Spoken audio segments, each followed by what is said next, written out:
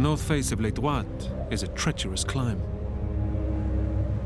But it's exactly the kind of challenge Jamie Fisher relishes. What do you reckon? Jamie was really a true mountaineer. That was his big calling in life. He often seemed to think about nothing else. So basically, we'll overnight at Le Grand Montet in order to get an early start in the morning. 3-hour brisk walk, we're at the foot of the face. Okay. Jamie Fisher is determined not to let this opportunity pass. But first, he has to persuade his best friend. We got a week of this window. Perfect weather. A week? A week. There's no reason why we can't tick this off. You won't even know we're gone. We'll be back before you know it. It would have been very nice to just spend the whole week on the slopes, skiing, snowboarding, having fun, just being with our friends. But both of us knew that we had something within us deeper that was driving us to do more. You know, you're really going to get him into trouble one of these days, Jamie. And? Cheers. Cheers. Salut. Le droit. Le droit. Once the decision was made, Jamie and I were set. We were going. The two Jamies take the cable car to the top station, 10,000 feet up the mountain. They'll spend the night there to get a head start in the morning. I certainly was getting very nervous about it by now. You know, even with all the experience I had under my belt, you know, you always get nervous before a big climb. And I always find I reach this stage in the night where I kind of wish that there's a big storm going to come in and I can call the whole thing off. I remember opening my eyes and seeing Jamie pacing about. He'd obviously not been able to sleep either, and he'd got up and was wandering about. Come on, Sleeping Beauty. Time to go. Just give me a minute, okay? Come on, stop whinging. Get ready. Okay, I'm up.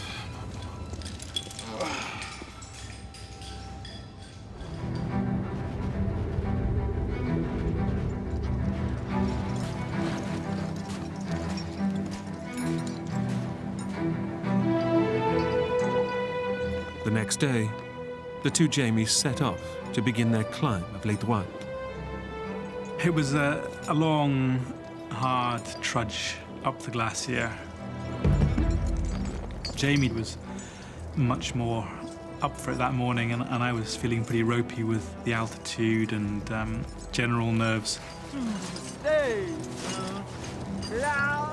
And I could hear him singing to himself as he trudged through the snow.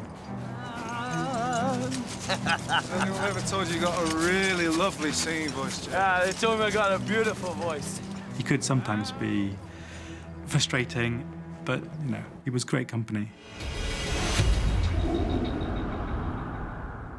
When they arrive at the foot of the vast ice face that leads to the summit, they get their first sighting of the awesome challenge ahead. It is a 1,000-meter unbroken face of rock and ice. So it was pretty scary, but also, you know, really got our adrenaline going, I think. Got a coin? Yeah.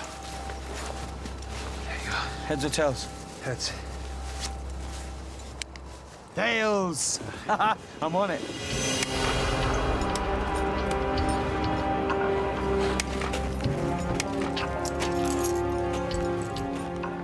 And that moment when you're actually on the climb, it's as if all that nervous energy just disappears. It just dissolves into the sheer joy of the climbing itself. In midwinter, the weather in the Alps can change in an instant. But today, the two men have ideal conditions for their climb. How's it looking out there? Great, mate! The ice is absolutely perfect! Scaling Les Droites is a 2-day climb. And as dusk falls on the first afternoon, the two friends find a ledge to rest up for the night. Well, mate? Yeah. You don't expect great luxury in these circumstances. Huh? You don't expect 3-star hotels, But we were pretty happy with that. Your room will be ready in a sec, Mr. Andrews. Oh, thank you very much. You know, being able to get into our sleeping bags, to get lying down, to get hot drink, that was good enough for us. Good day, huh? Yeah, not bad. Yeah, we'll crack it for sure tomorrow. Yeah. We were both feeling elated. We were bang on target at that stage. We were exactly halfway, which was what we'd hoped.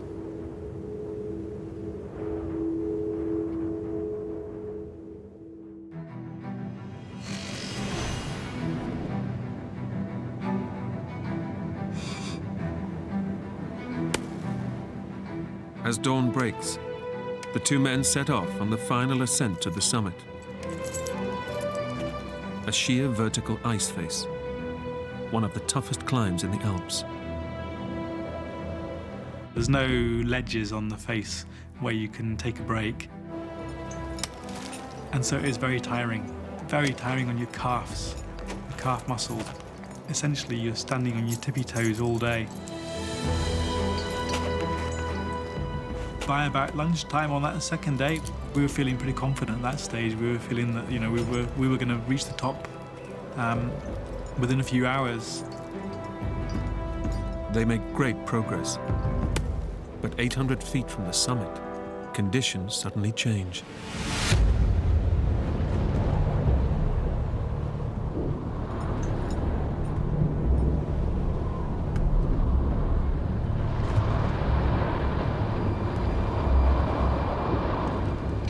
I don't like the look of those clouds, mate! We'd been perfectly clear the 1 minute. The next minute we looked up and there were these clouds rolling over the summit ridge of the mountain. We realised that this was a pretty serious storm that was coming in. It wasn't long before the snow started falling. It just became phenomenal. It very quickly became very, very heavy indeed. In just a matter of minutes, the two climbers have been slammed by a vicious alpine blizzard. But we weren't too worried at this stage. You don't expect to be able to climb a mountain face like that without encountering some bad weather. But far from blowing over, the storm rapidly intensifies. I've never experienced anything like it. It was just piling down onto our backs and rucksacks. You know, literally faster than we could shake it off. It was just incredible.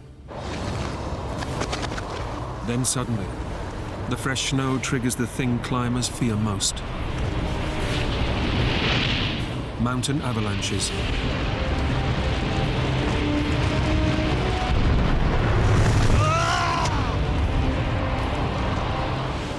You just have to hold on to your ice axes as tightly as possible, just close your eyes and hope for this avalanche to pass. It was horrendous climbing in those conditions. It was just really, really, really hard. The two friends are now clinging to the side of the mountain, knowing every step could be their last. It became a job of survival.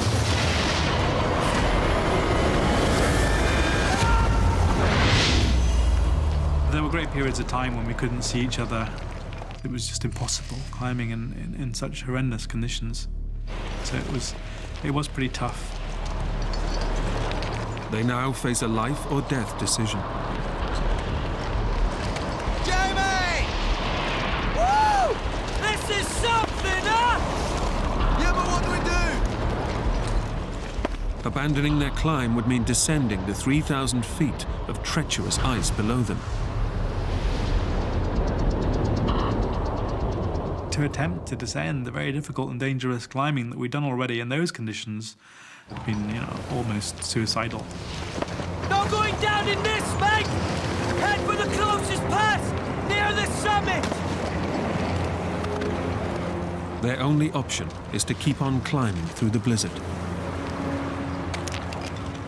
If we could reach the summit ridge, we would be safe from the avalanches. We could dig ourselves in, and then just wait for the storm to pass.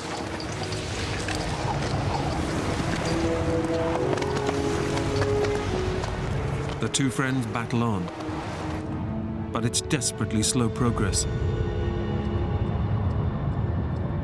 By the time it was starting to get dark, suddenly one of the bolts on my right ice axe started to work loose.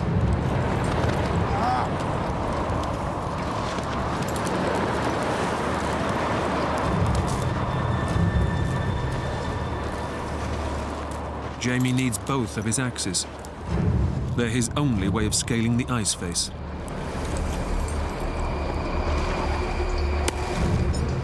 He has to carry on and pray the axe head won't come off. We were really reduced to a snail's pace now. The climbing was so much more arduous and fatiguing, and of course frightening.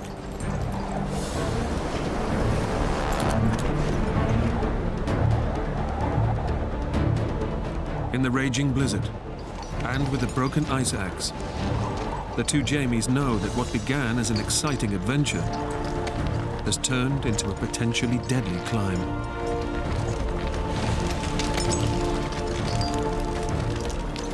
I was beginning to think that we would never reach the top. It just seemed to be going on and on forever.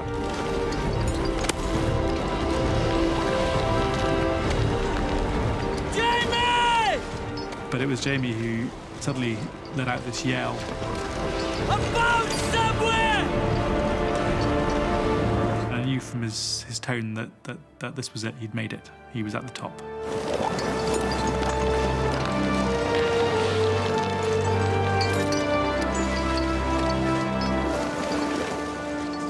Suddenly, both there we were on the top, on the summit ridge.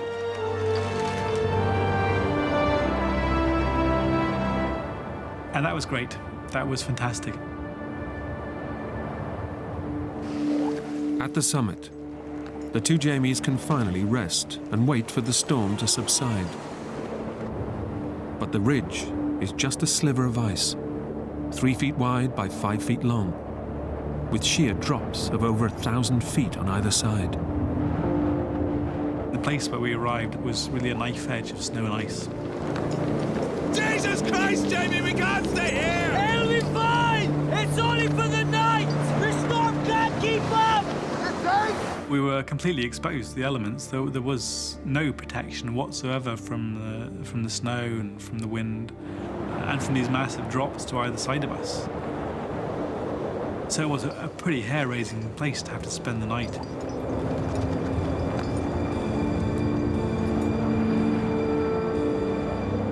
They get into their bivvies, water and wind-proof bags used for emergency shelter.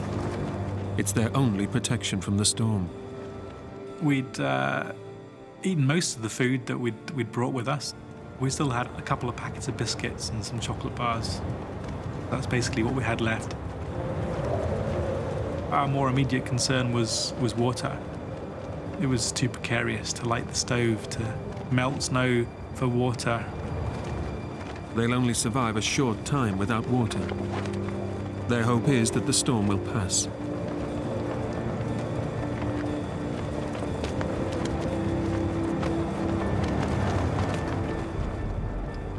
Jamie and I had been on many mountaineering adventures together, but this was looking like being the most frightening to date.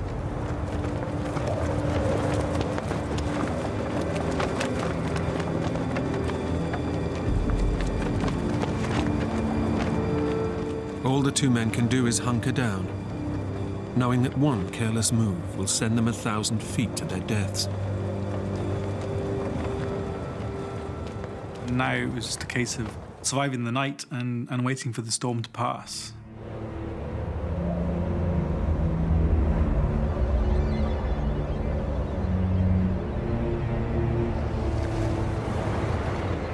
But as the night wears on, far from abating, the mountain blizzard intensifies.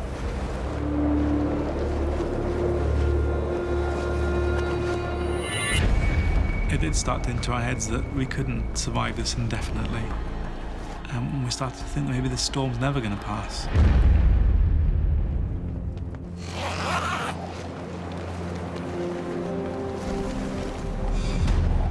By morning, there's still no let-up in the weather.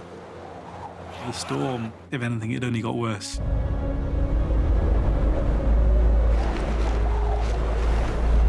Because the snow is now accompanied by this powerful wind. That was bringing with it, much lower temperatures and much more unpleasant conditions. This isn't good! What do we do? Stay put! What? Wait for the storm to die down! We can't go anywhere in this!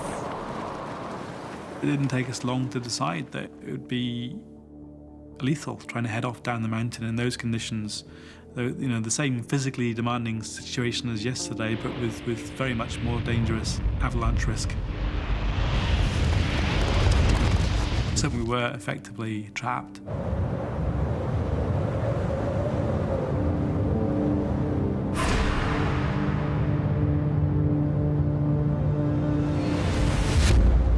Unable to move in the sub-zero conditions, their body temperatures are beginning to drop, and they desperately need food to keep them warm. What have you got? What? Food! What food have you got? We basically had nothing left in the rucksack except for a packet of dry biscuits. No! I can't eat a biscuit! Have you ever tried eating dry biscuits without liquid? You just simply can't. It's starting to break. Jamie, the weather's starting to break. I looked out, and there, for the first time in days, we could see the mountain peaks on the other side of the valley.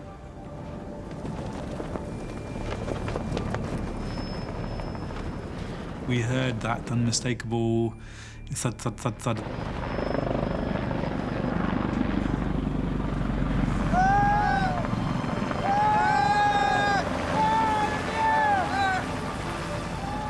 And straight away, they saw us.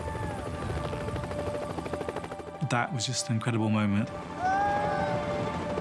We were rescued. We were down in the valley. We were having hot baths and hot meals, and all that went through our heads. But as the helicopter attempts to hover directly overhead, it's pushed back by fierce mountain winds. Where are they gone? We realised what the difficulty was. It couldn't hover anywhere near us because of the massive updrafts that blew up the mountain face. Time after time, the helicopter is forced back. Finally, the pilot manages to get within yards of the stricken men. We could literally see his face.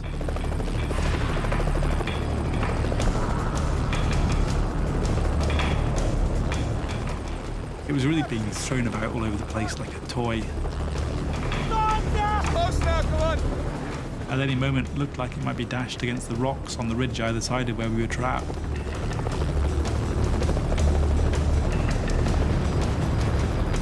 But at the last moment, the pilot loses his battle with the wind and is forced to abandon the rescue. I can't describe how gutted we were to be left there on the mountain on our own. It just felt even more lonely being there, having seen other people for the first time in days, and then just be left abandoned to our fate on the mountain again. Thousands of feet up a mountain, without food, water, or shelter. All hope of rescue is now gone.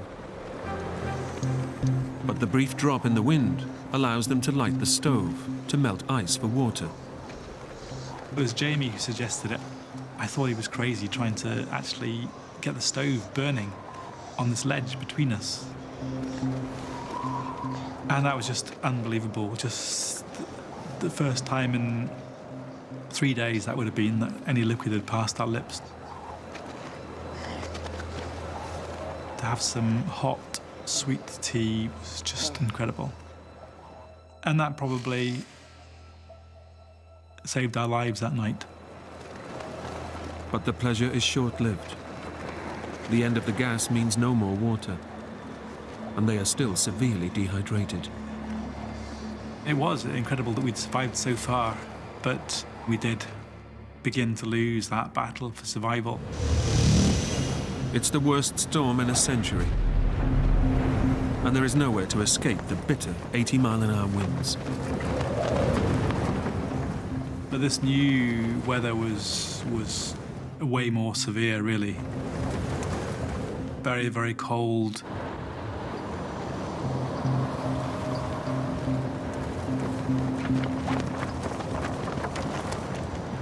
That kind of wind chill, the human body just can't survive for very long at all. As the night wears on, the temperature plummets to well below freezing.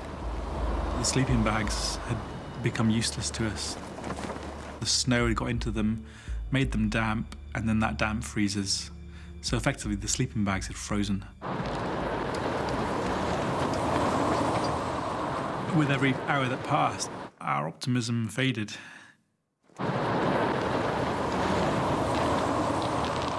During that night, we did begin to lose that battle for survival. What hill are we on? What? Where are we? Jamie was becoming more and more confused. He didn't seem to know where we were anymore.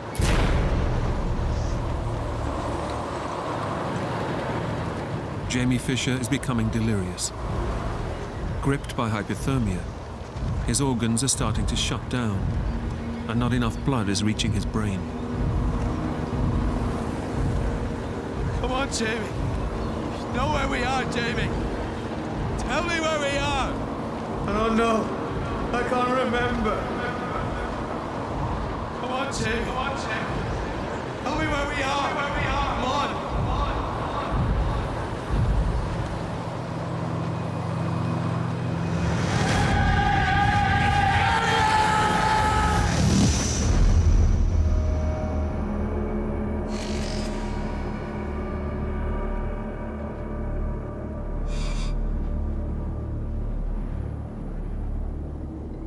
My only real memories of that day are just of desperation. During the night, Jamie Fisher's sleeping bag has come loose. Knowing his friend needs every ounce of warmth, Jamie Andrew tries to zip it back up. I just pulled it in, and then I realized suddenly that I couldn't move my fingers.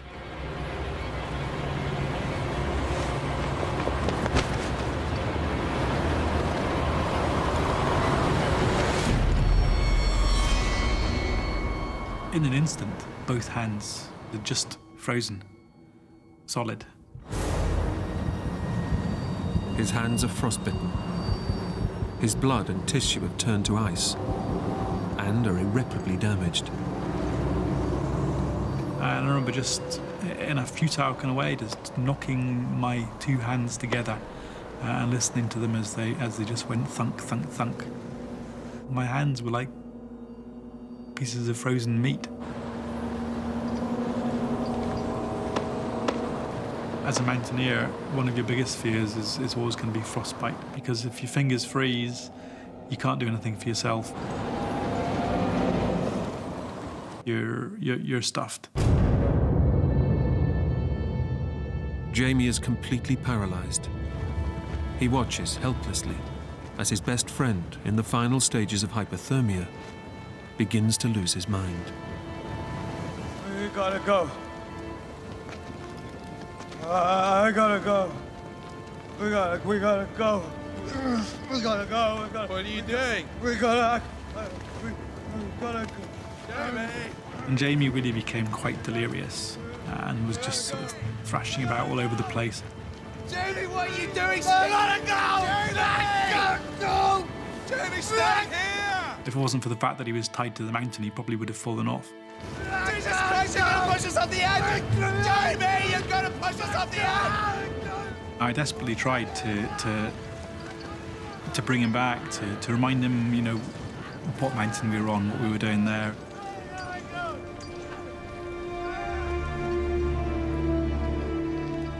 I soon realised that this, you know, this hypothermia was taking him. And there was nothing I could do to stop it. After 5 days, battling to stay alive on the mountain, the two climbers are now just hours from death.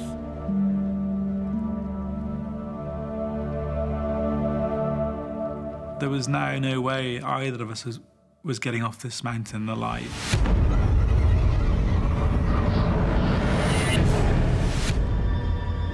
His hands and feet now solid blocks of ice. Jamie Andrew is helpless to do anything to save his best friend.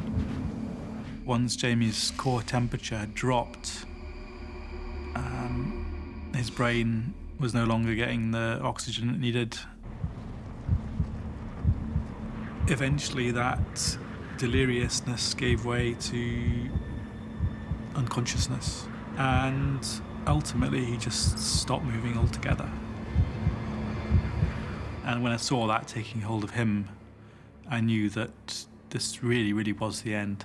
That there was no hope now. And of course, having frozen hands myself, there was nothing I could do.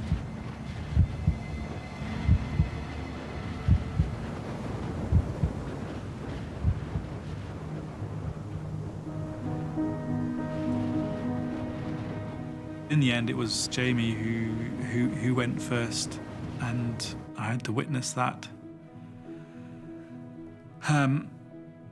But mercifully, it didn't take long. He obviously wasn't really aware of what was happening. He wasn't suffering.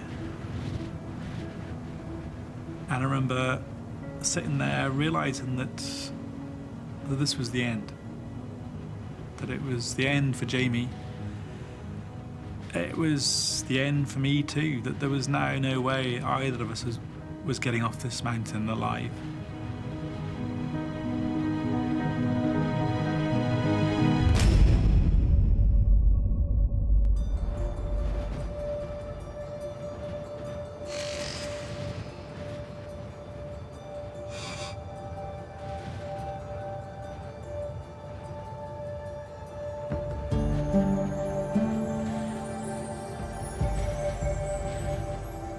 Sometime later, and I have no idea how much later, I opened my eyes again. And the first thing that I saw was rays of sunshine as they lit up all the mountain peaks all around me. Moments later, I heard that helicopter approach.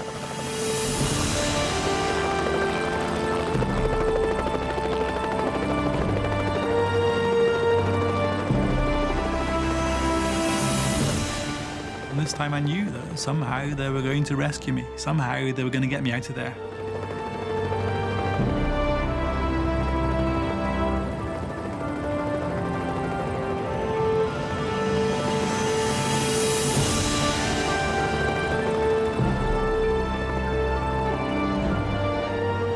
I was spinning 1,000 meters above the glacier in space in what was literally one of the most spectacular and daring rescues in the history of the Alps.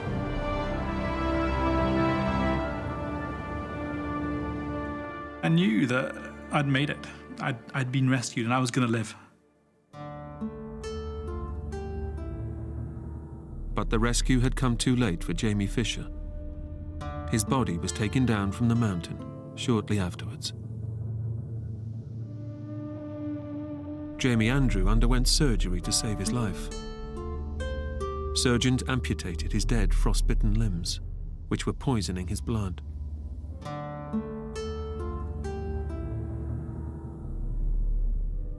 They were very dark days indeed, those first few days after the accident.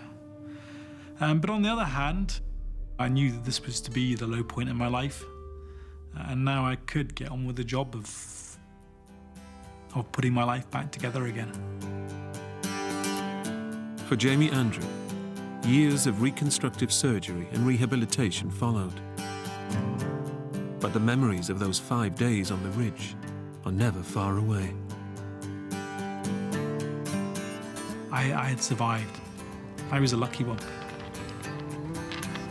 And so I started to make up my mind that I was going to take on this challenge that had been thrown in front of me, and I was just going to treat it like the next big mountain that I had to climb. And so that's really what I've done, just taking it one step at a time. I have rebuilt my life.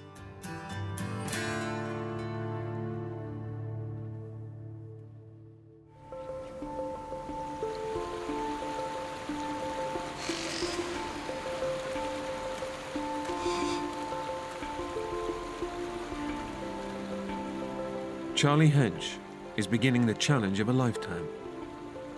A solo hike in the Sierra Nevada mountains. With his 50th birthday approaching, he's out to prove he's still got what it takes to survive alone in the wilderness. I love the solitude, I love nature, I love the outdoors. It's something I always wanted to do. Considered myself being somewhat self-sufficient. And so I think I kind of went up there alone in an attempt to prove that to myself, I think.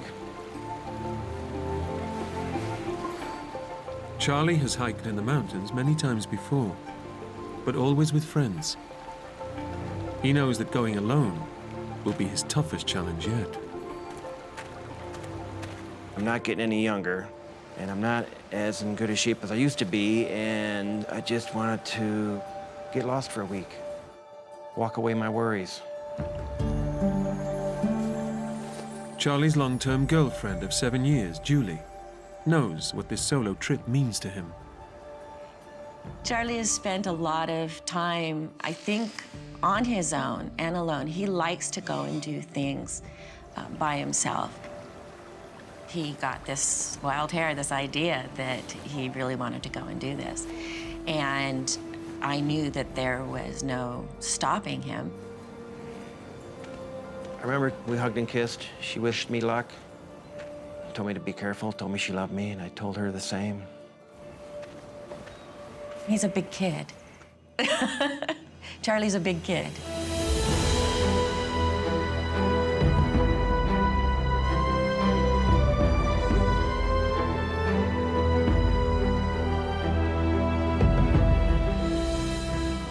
Charlie has planned a challenging route, a 30-mile circuit which he hopes to complete in just 5 days. His first day's climb takes him high into the Sierra Nevada peaks. Here, 20 miles from civilization, he can enjoy the beauty and solitude. It's just him and nature. The Sierra Nevada mountains, just a gorgeous spot. Being alone in the wilderness appeals to me because of the beauty. I just think Mother Nature has so much to offer. Unspoiled, quiet.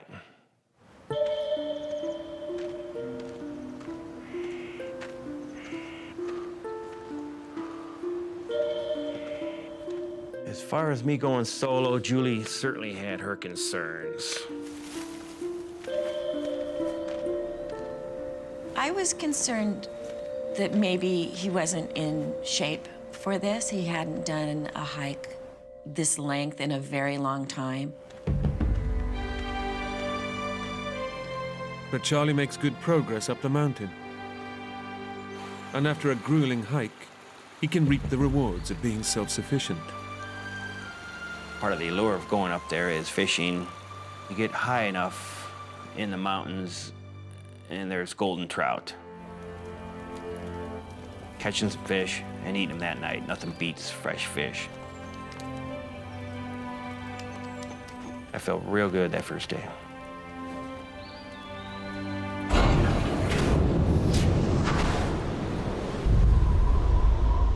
In September, conditions in the Sierra Nevada mountains can change instantly and dramatically.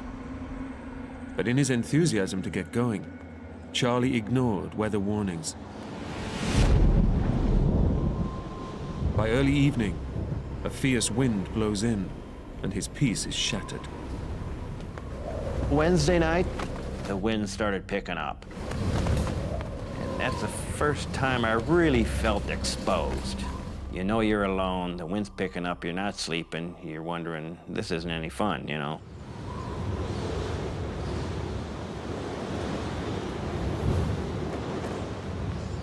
I really became concerned for the first time Thursday when it really started to snow and the wind was just howling. The wind becomes a vicious snowstorm, and Charlie hunkers down for the night, hoping it will pass.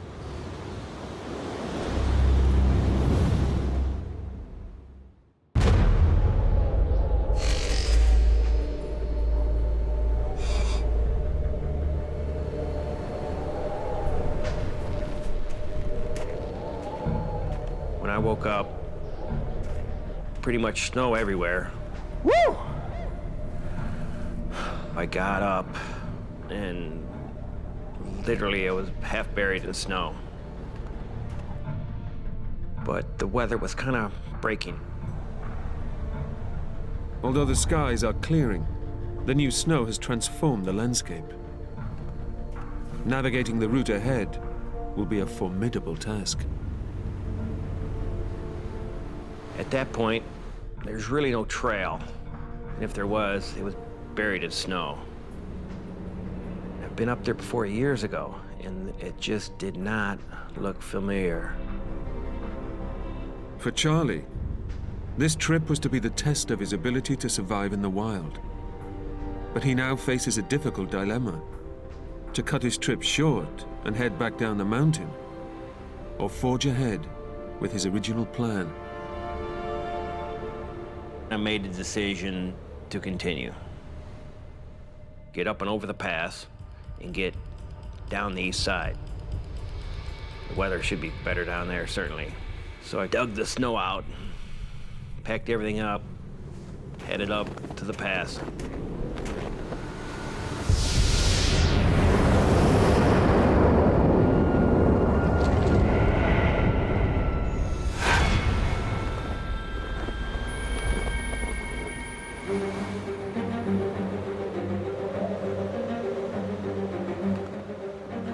Charlie struggles on for 2 hours, but hiking blind across the snowdrifts, he's way out of his depth. It was just very tough. I realized that I might have made a mistake proceeding.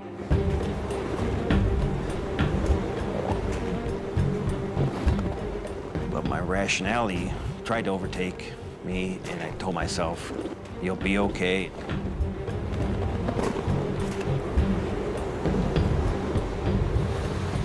Having committed himself to going forward, Charlie continues on over the hazardous pass. But here, the terrain is perilous, and now the weather takes another dramatic turn for the worse. It really started to snow, and the wind was just howling. It was just blowing in my face. Despite the worsening conditions, Charlie is determined to complete his ambitious hike. But as the raging blizzard intensifies, he starts to realize that he's in over his head. While I was thinking what to do, my face is getting all cold from the wind, and I remember just turning around with the wind at my back.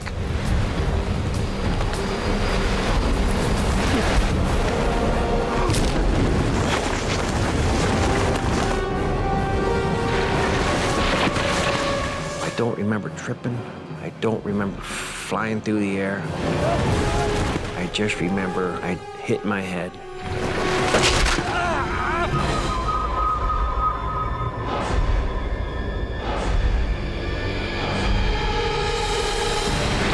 I don't know how far I fell, but it had to be 30, 40 feet at a time. You have no control. You just hope you land and survive. Charlie helplessly plummets to certain death.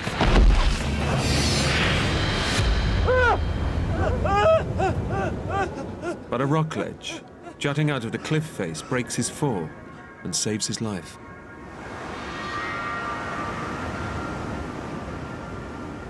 The ledge that I landed on was no more than maybe 6 feet deep and maybe 10 feet wide.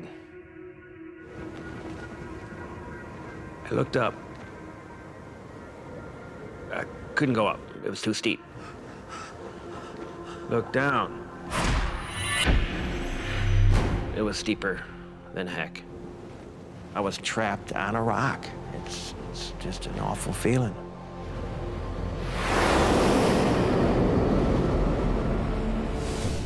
Teetering on the edge of a 500-foot drop, Charlie must literally cling on for his life.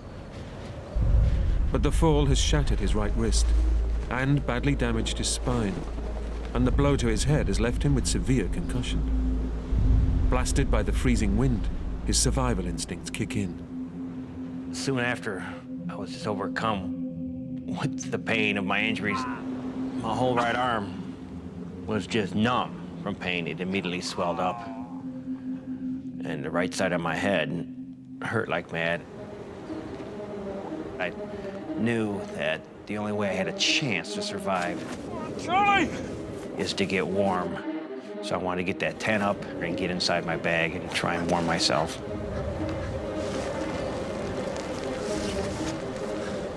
I was in such a confined space, there was no room to move. The ground was hard. I couldn't stake it into place and pull it tight like you would normally do.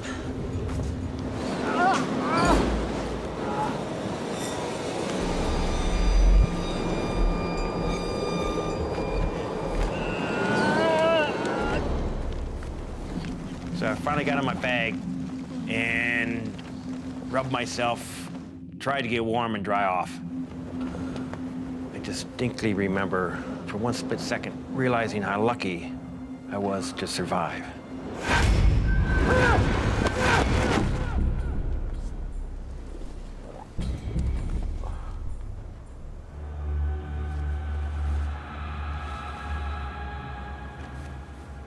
I kind of got warm. I kind of gained my senses a little bit. And I thought, well, I got a cell phone, I could try that.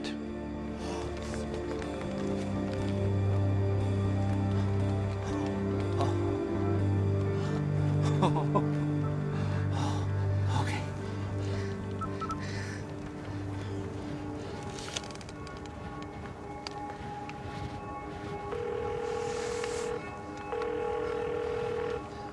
Hello. We're sorry. Your call cannot be completed. Please call your operator to help you. And of course, it didn't work. Beep, beep, beep. Because of the lack of the signal. No! Oh, no! I became very despondent because I knew at that point there's no way I'm gonna ever reach anybody from the outside world. Isolated and trapped on the ledge, Charlie is in urgent need of medical attention. Worse still, he isn't due to finish his hike until Saturday, in a day's time. Until then, no one will even suspect he's in trouble. All I could do at that point is wait. So I surmised that if anybody's gonna come looking for me, they're gonna wait 2 days. So my job at that point was to try and survive and bide my time until Monday.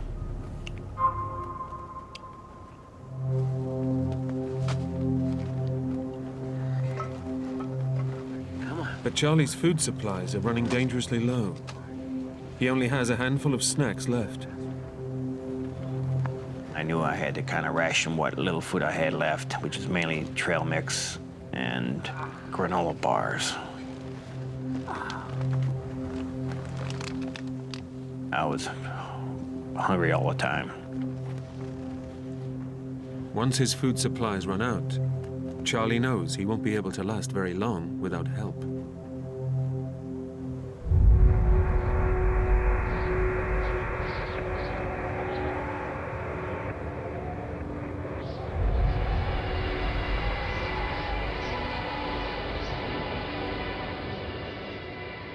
As night falls, the temperature on the mountain plummets to below freezing. Physically and mentally drained, Charlie desperately needs rest. But pained by his injuries and balanced precariously on the tiny ledge, he's too terrified to sleep. I quickly became aware of how uncomfortable this ledge was.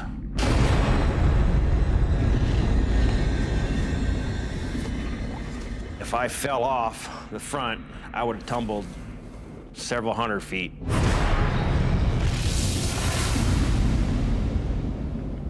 I just could not sleep. I don't think I slept the whole time. Most of all, I was scared.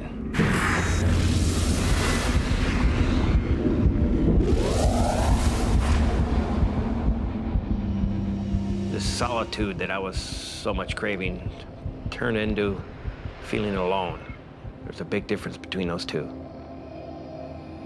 So I became very frustrated, very kind of angry at myself. And most of all, I was kind of scared about where I was and how in the heck am I ever gonna get out of here.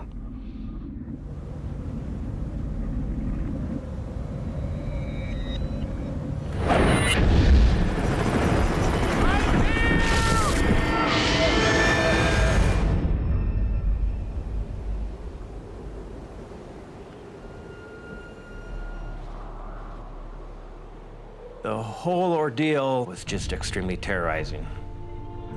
I was scared, I was in a lot of pain, I was feeling alone.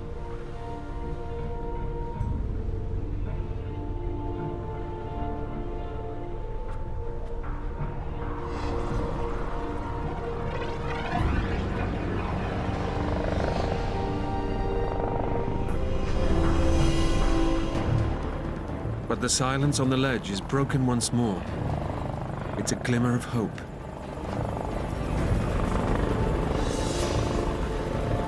Over here! I heard the helicopters come back. It was so loud, I knew they were so close. I knew they were just up over the ridge.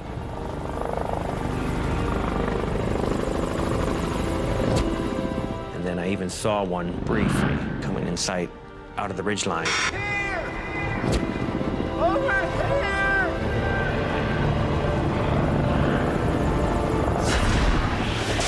And disappeared real quick.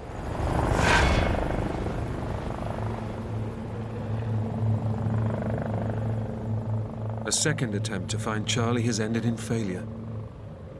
He knows his girlfriend Julie has details of his planned route, but he can't understand why the helicopters aren't searching closer to the path from which he fell. Things became real quiet. And so Tuesday afternoon, I thought they quit looking for me. I didn't hear a thing.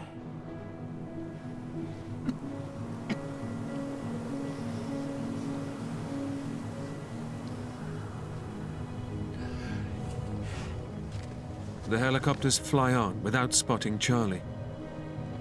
He turns again to writing his journal on the back of his map.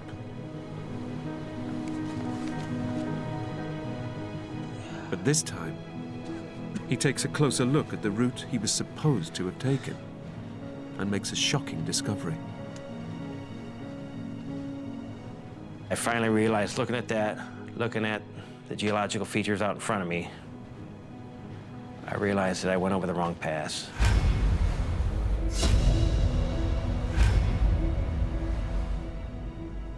I was not facing east on Italy Pass. I was facing north. So I was on the wrong pass. It's a devastating blow. Charlie knows the helicopters are looking for him in a different valley. All hope of rescue is gone.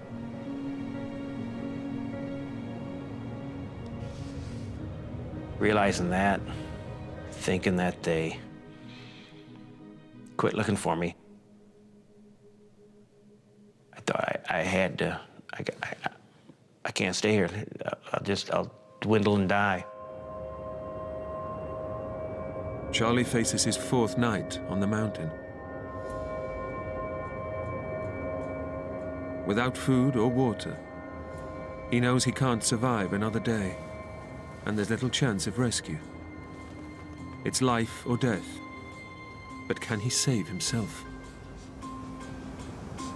I was certain that they stopped looking for me. And so what am I gonna do now? I thought I'm gonna have to try and get out by myself.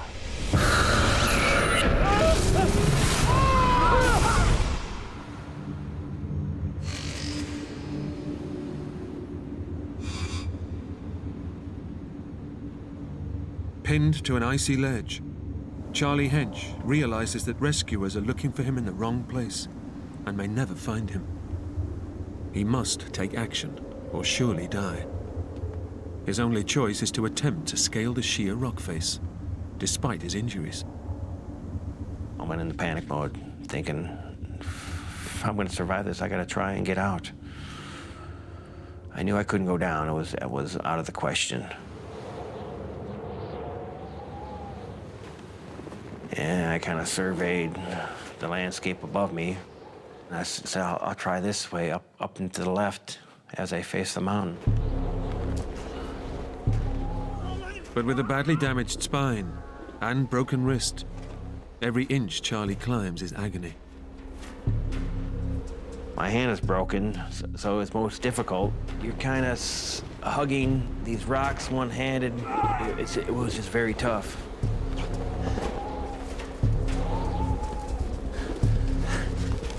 I made it under, around, over these humongous boulders.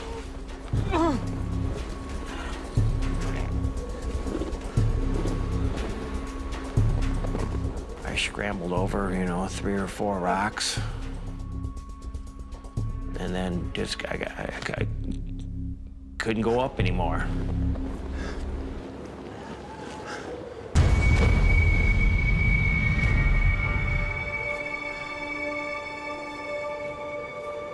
Didn't know what to do, so I just sat on the rock right where I was kind of like trapped.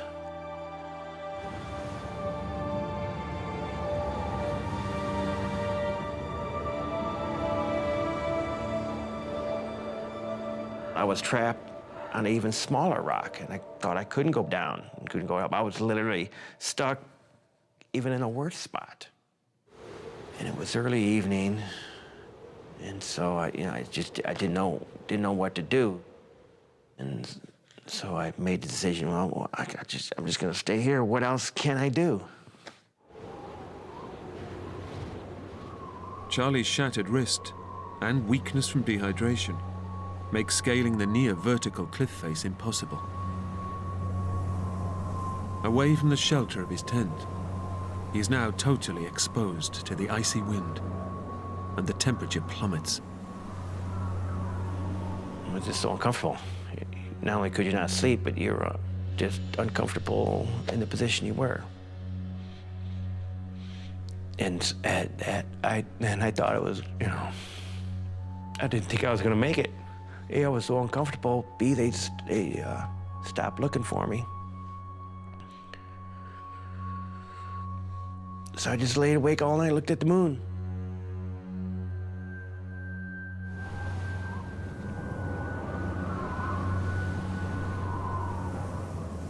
That was the darkest time, I'd say. I was very discouraged at that point. I did not sleep well during those nights. I thought something had happened, that I would never see Charlie again. As the night wears on, exposed to the freezing temperatures, Charlie risks dying of hypothermia. It was the longest night of my life. I had to stay awake all night. Didn't have to, had no choice. I wrote a few things out, like a lousy attempt at a will, because I thought it was all over, and I just kind of, divvied up the little things I have to people I know and love. It's an awful feeling.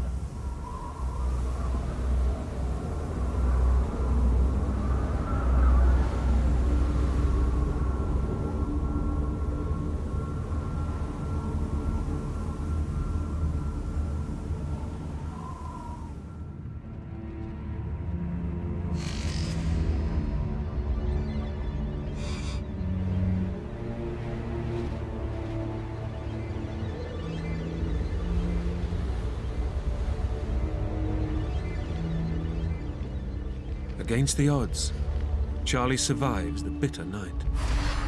But the ordeal has taken its toll. I was not going to spend any more time on this rock, and so I chose the lesser evils, which was the ledge. And I'm looking forward to climbing back in my bag, and I was gonna write some last words. So I scrambled my way back down. It took me 20 or 30 minutes with one arm and 2 feet and hoping for the best.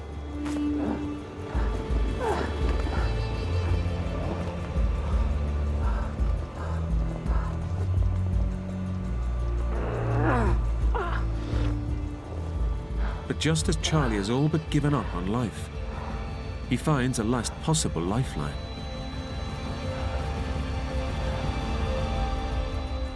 I'm thinking maybe I could start a fire. It never occurred to me to start a friggin' fire.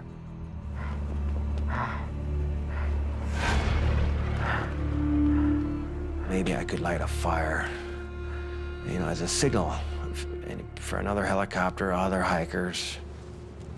But I didn't have much. I had some old magazines, and I had some plastic slippers. I figured, well, plastic sandals might smoke.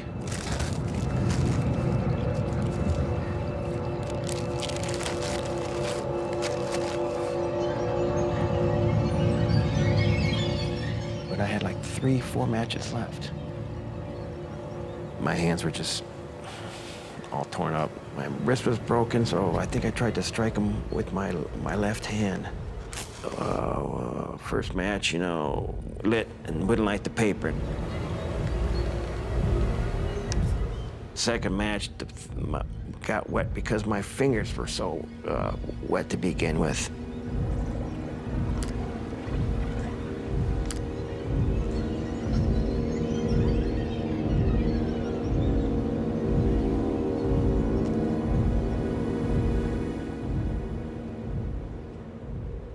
I forget what happened in the third match.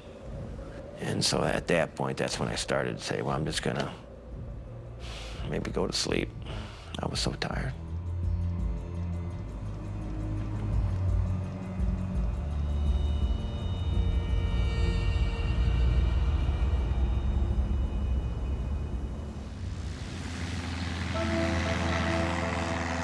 Back home, Charlie's friend, Dave Gra, is growing more concerned about the failure to find his body. As a trained pilot, he decides he needs to get involved in the search and try to save his friend. Tuesday night, I think I woke up several times during the night and couldn't help but think of Charlie and thought that, well, I need to do something. 35 years earlier, Dave's brother got lost in a storm hiking the same trail that Charlie has been following. He has a hunch that the helicopters have been looking in the wrong valley. I was thinking about my brother's accident. If it's snowing or windy or something like that, it can be downright dangerous. It can be fairly easy to get lost. So I had to climb very, very hard and still had to probably circle around a bit to get up over the mountains. Look down and try to scour the rocks for someone that might be stuck there. But this aerial search also ends in failure. I couldn't help but be disappointed that he wasn't there. I wasn't going to find him, and that probably was not good given the weather and the time that had gone by.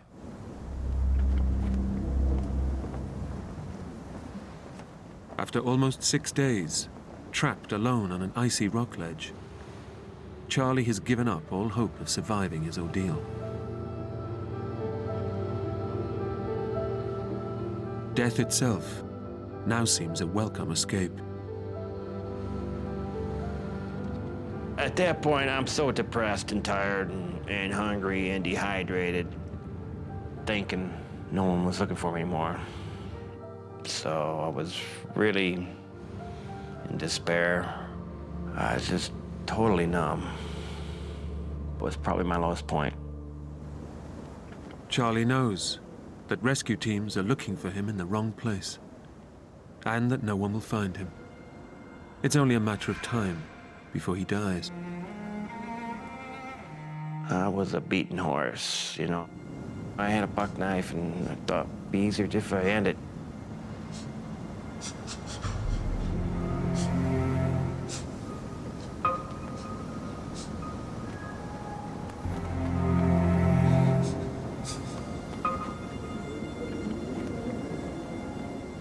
I never would have done that. I got too many friends that love me, and I love life too much. That's no way to go for a man like me.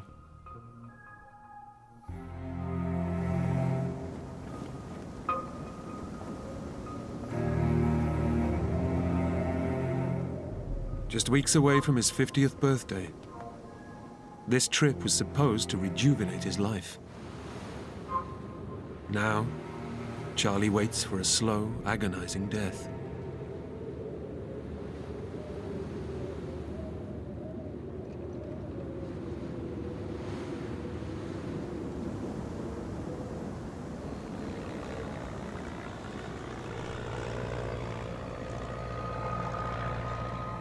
I hear this plane, and he's at, you know, he's above me.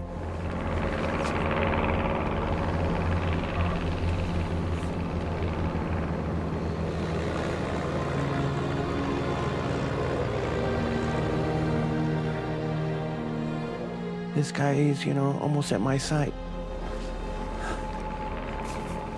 And so I got my fishing pole with my stuff sack on, and I'm waving it.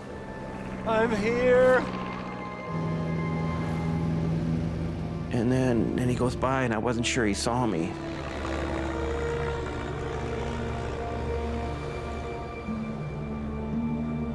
Over here.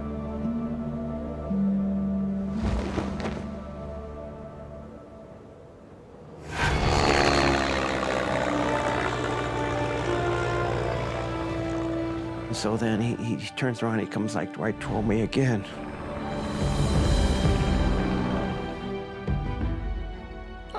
Wave my bag.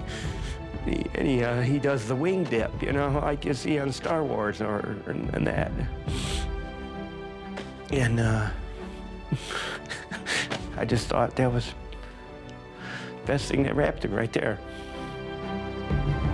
After nearly a week, trapped alone on a small rock ledge, Charlie Hench is finally found. Following a gut instinct, his friend Dave decided to search the far side of the mountain pass, close to where his brother was lost, one last time.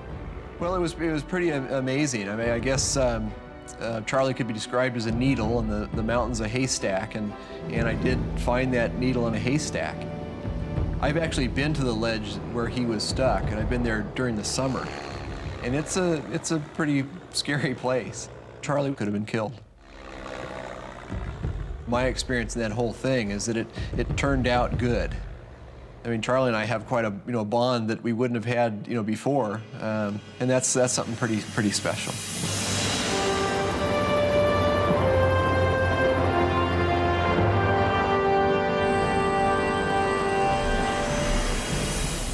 When we got the call that they found Charlie, I mean, it was pure just elation. We both just fell apart, and you could just hear it in his voice that it was pretty traumatic. So I was just very thankful. He's a survivor. That's just, he's a tough guy. Charlie received emergency treatment for his broken wrist, lower spine, and head injuries.